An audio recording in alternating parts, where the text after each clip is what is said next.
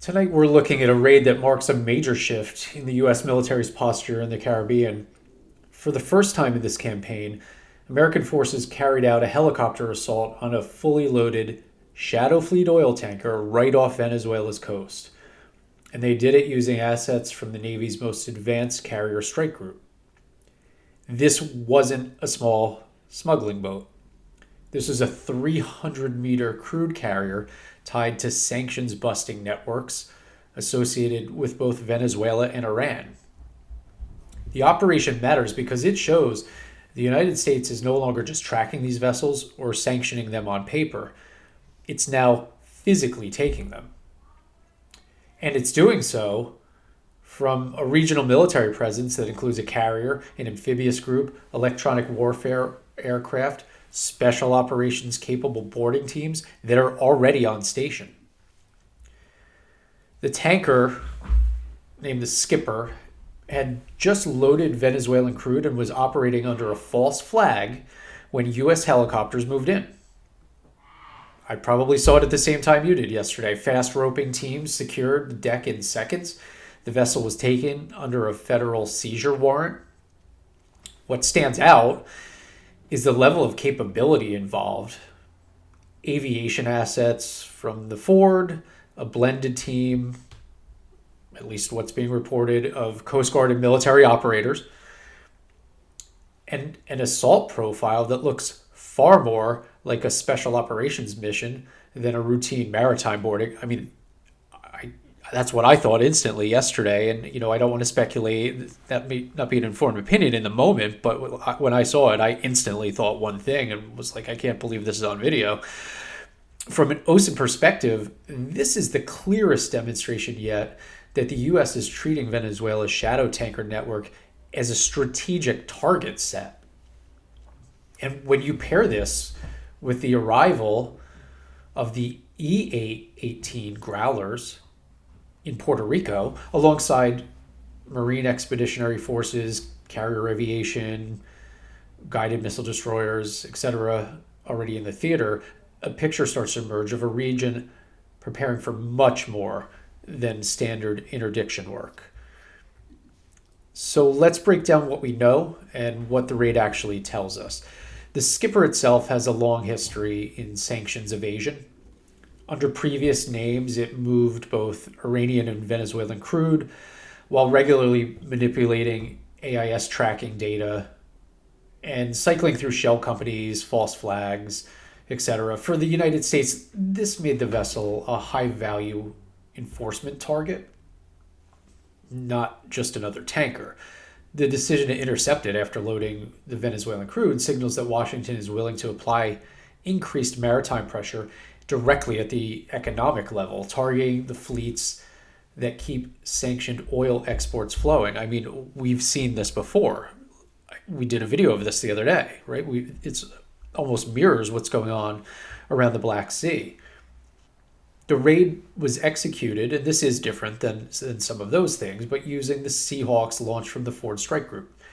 The boarding team appears to consist, at least in the reporting, of Coast Guard Maritime Security Response Team operators, supported by Marines, and a small number of Special Operations qualified personnel. Think of that as you will, as I certainly did, who that could be. And again, I don't want to speculate there, but I have my personal opinions. I'll just leave it at that. I think we're probably all on the level there. Their insertion, fast roping onto a moving tanker, it's the same technique used for maritime counterterrorism and high-risk ship takedowns.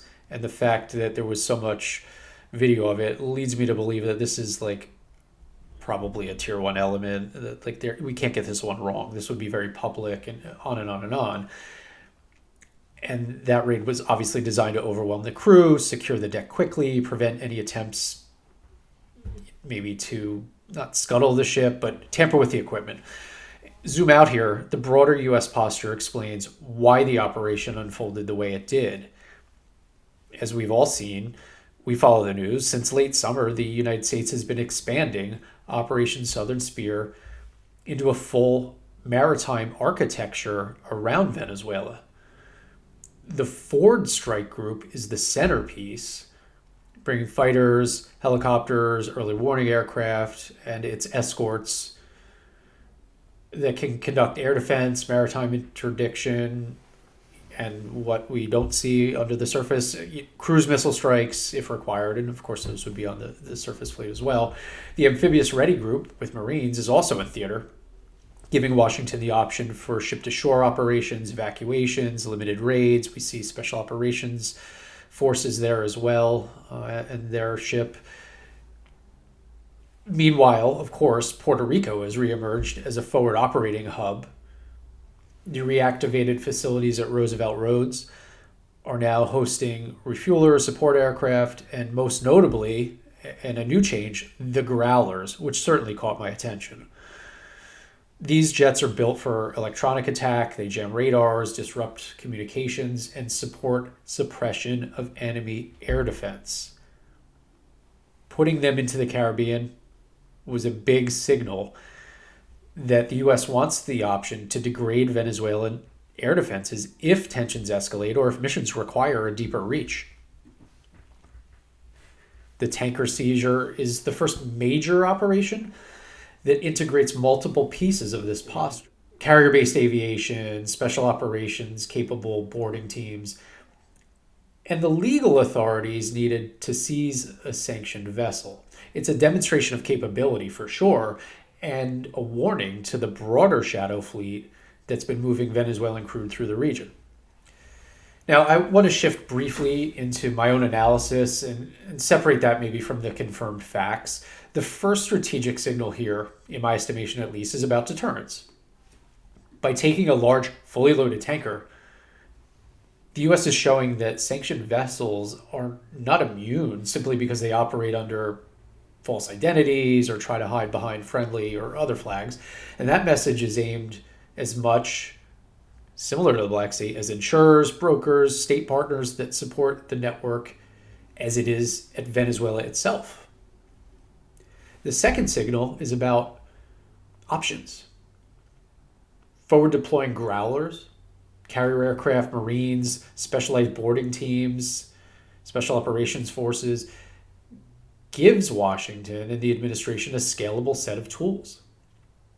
Right on the lower end, it supports more seizures like the Skipper. At the higher end here, it gives the U.S. the ability to conduct limited strikes on coastal infrastructure, air defenses, or maritime targets without committing to a large ground operation. The third piece here is risk. Once U.S. helicopters are conducting raids near Venezuelan waters and the EW aircraft are forward based in Puerto Rico, we're in a very different operating environment. Venezuelan patrol craft, coastal radar operators, or militia groups could misinterpret U.S. movements, leading to confrontations maybe that neither side intends. Looking ahead to the next week, there are three indicators worth watching, just something to keep in mind. So first, whether additional high-value tankers divert away from Venezuela or go dark on AIS, that's a sign the shadow fleet is reacting. Again, and second, whether the U.S. surges more specialized aircraft into Puerto Rico, whether those are manned or unmanned, especially ISR or additional Growlers. And third, whether Caracas responds with its own deployments, statements, or air defense activity along the coast. For now, what happened on the Skipper is more, certainly, than just a headline. It's a clear sign that the maritime contest around Venezuelan oil exports and the U.S. military posture in the Caribbean has entered a new phase. Thanks for a couple of minutes, and we will certainly take a look at how this story unfolds over the next couple of days, and I will talk to you soon.